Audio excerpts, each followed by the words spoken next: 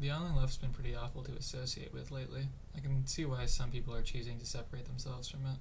Sectarianism, gatekeeping, other such things. This could be a major problem we as leftists face in the future. Let's check out these reasonable leftists who seek to distance themselves from the movement. I absolutely won't be voting for the Democrats. No way. Oh no. I don't think gender is a social construct. Oh no. The left began to show signs that it was morphing into a hostile, race and gender-obsessed cult. Oh no. They had mentioned something about Trump and that his and what he was like, he was talking in code.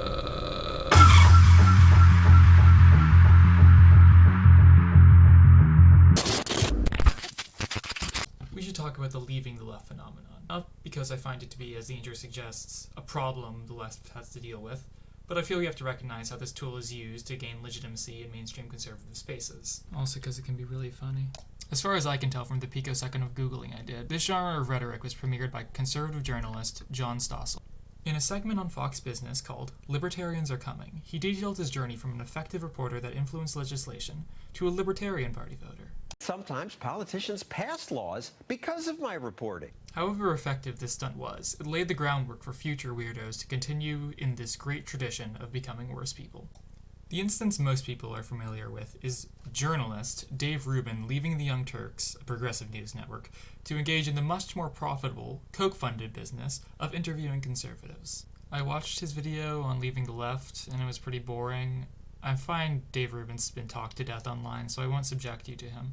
One entertaining thing I did find, that I haven't heard mentioned before, is if you sort his videos by most popular, a good amount of them are from him talking about porn actresses and condoms on the Young Turks. Cool. In recent months, people have continued to use this cliche, but in different ways. A main deviation from Rubin's original tactic is that instead of pointing out the flaws in the left, they point out the virtues in the right. For example, Karlyn Borysenko. Karlyn is a professional union buster, probably, who rose to prominence after writing a Medium article about how she went to a Trump rally and saw how cool he was and how bad the Democrats were. Because Trump is cool, and that's good, and the Democrats are lame, and that's bad.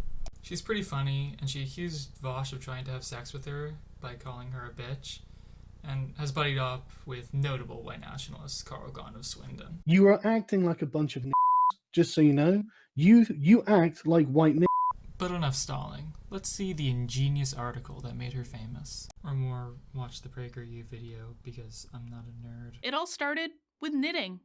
I knit to relax, to escape the drama of real life. But like almost everything nowadays, even knitting has become political, to the point that only those with politically correct views are welcome in the online knitting forums. Ah yes, I can't say gamer words on the knitting forums. The left has gone too far. The first 90 seconds or so of this video was just her complaining about how a knitting forum she was on had politics on it. And I guess I can relate to the sentiment. I've been on forums and subreddits that have lost track of their original focuses and become about something I didn't come there for. But what I did was I joined another forum. It's really not that hard. But no, Dr. Karlyn Borysenko, PhD, had a different idea. She decided to open her mind. She needed to see Trump live at a rally. Let's see how that went. As people are wont to do when stuck in a long line, we started to chat. First pleasantries, and then to more serious topics. And here's what I discovered. These people were so nice. No one harassed me, no one intimidated me, no one threatened me. High bar for pleasantries there, Karlyn. Personally, if I had seen you at a Bernie rally, I'd have dropkicked you at a glance and forced you to recite the Pledge of Allegiance without the part mentioning God, because I'm like that. Inside, the atmosphere was electric, more like a rock concert than a political event. People were dancing and having a fantastic time. They were actually enjoying themselves. To be completely honest, this is the best argument of over Trump I've ever heard. At least before the fascism part, we'll get some awesome rallies. Of course the president touted his achievements, especially the economy, and attacked his opponents. But I was surprised how funny he was.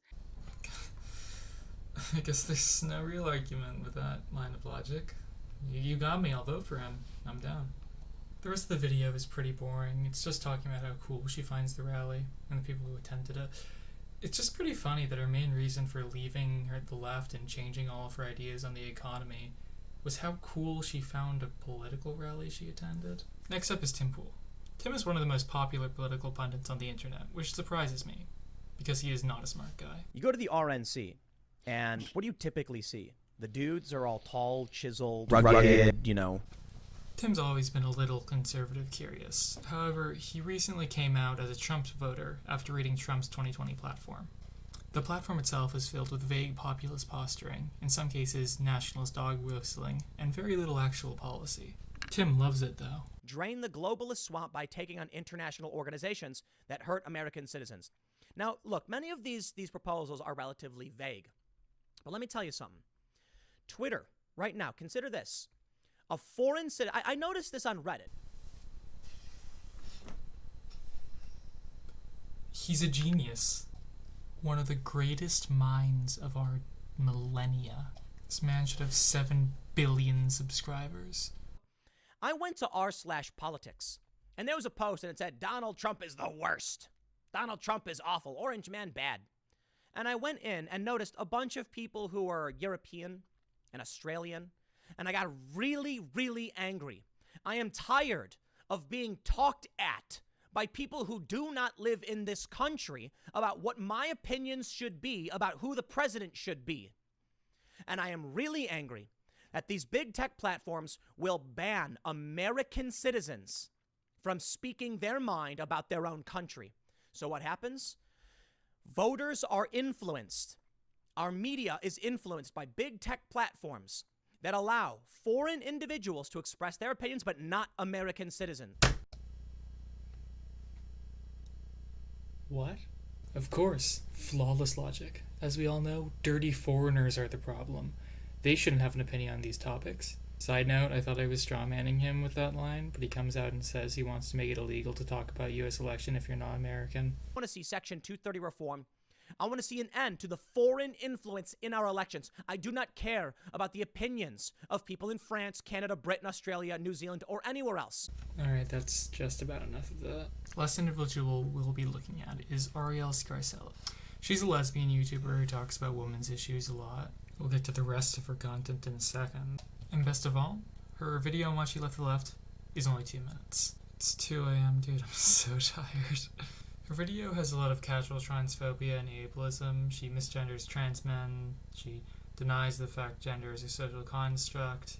She has a segment where she chastises young LGBTQ people for disrespecting Buck Angel. Never have I seen such disrespect from younger LGBT people to the older lesbian, gay, bisexual, and transgender advocates who have been paving the way for us for longer than we've all been alive. She plays a lot of old videos of crazy SJWs making noise and everything, and that gave me a little nostalgia for old Chris Ray Gun videos and stuff like that.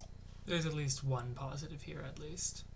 The reason I chose to cover Arielle isn't for the video itself, but to point out a similarity between her and Ruben.